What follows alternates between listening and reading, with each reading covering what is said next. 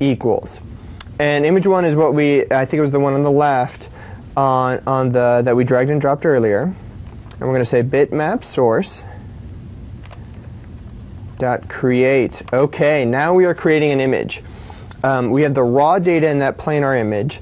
So what we need to say is image dot, from a parameter perspective, the first parameter is width.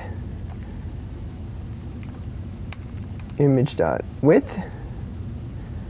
Next parameter is image dot height. And let's see if we can make this a little easier to see. Now next is dots per inch. For color, this is just going to be 96.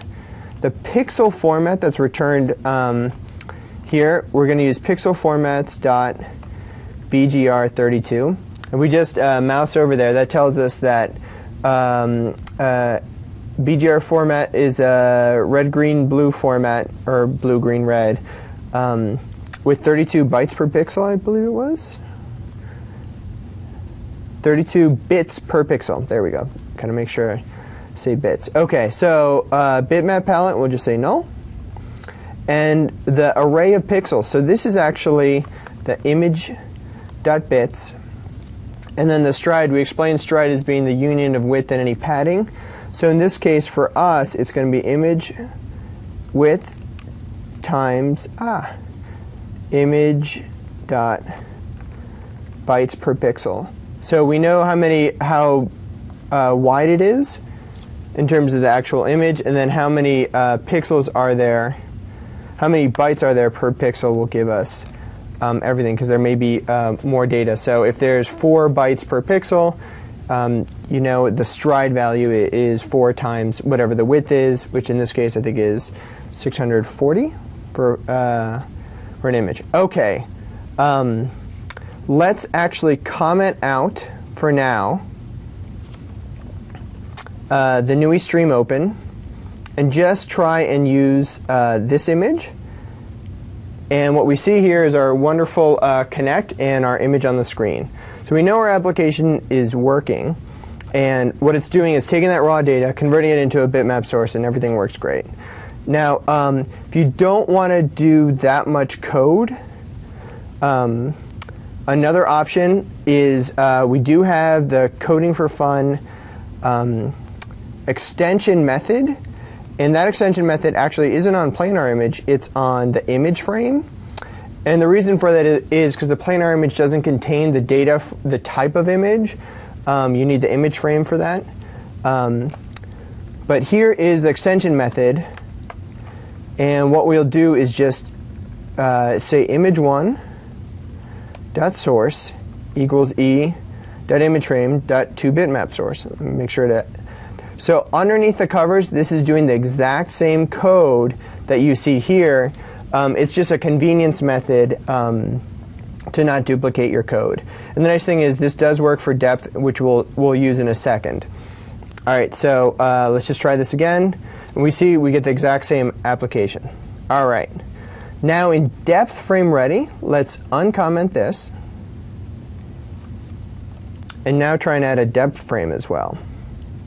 So the difference, and we're going to walk through the depth frame working with the depth image in a lot more detail in the next video. But at a high level, the difference between the video stream, the video stream is an actual representation of what it's seeing. The depth is the calculation of a distance for every pixel.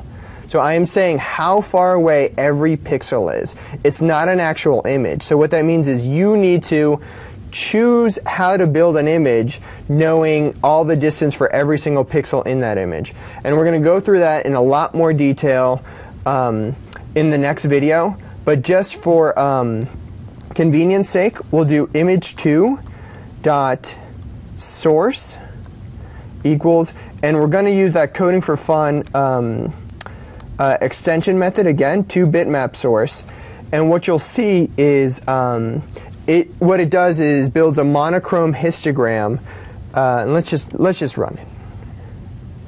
So it's a monochrome histogram where the color changes based on how close you get to the Kinect sensor. So the farther back I go, it gets darker. My hand gets closer, it gets lighter.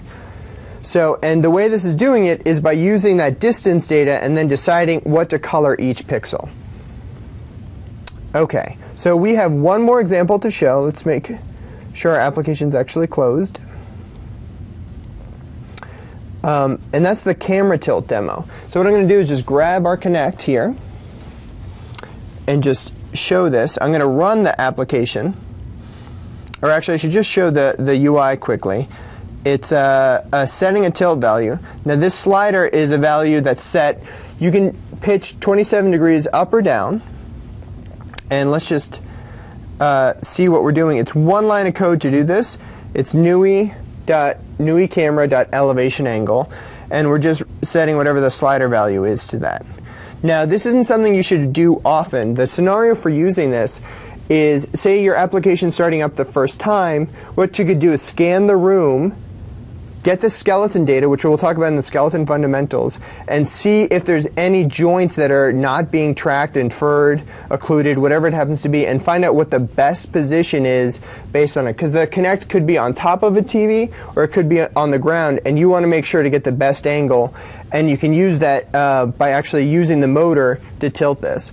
Now, I think you can't make the call, or you shouldn't be making calls more than 15 times every 2 minutes for the motor. Check the README for the exact data. The point is, it's something maybe that you would do to start your application, make sure you have the best possible position, and then you don't need to use it going forward. So let's just see what it's like to set the tilt. So right now it's set to about what looks like about 0. I'm going to set it to 27, the maximum.